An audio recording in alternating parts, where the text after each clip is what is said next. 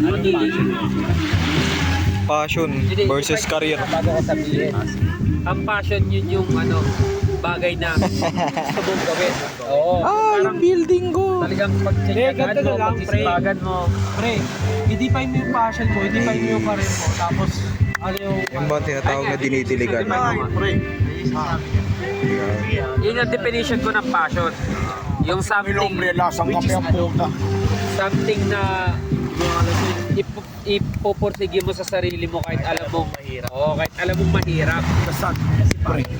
Oo, kasi passionate ka. Gara. Anong passion? Sa akin talaga to.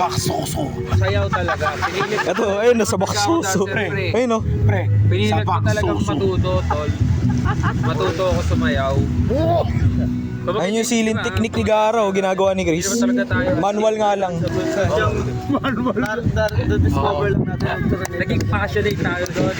Kasi, so parang sa akin, yung career ko, kaya ko rin maging passionate doon. Pero pipili ko pa rin yung career ko. Di ba? Kasi ito lang din naman lahat ng magiging career Atay, natin. nag-push up. Mali. You don't know me, son. You don't know me, son. You don't know me, son. It's not over until I win. Then I'm on 17.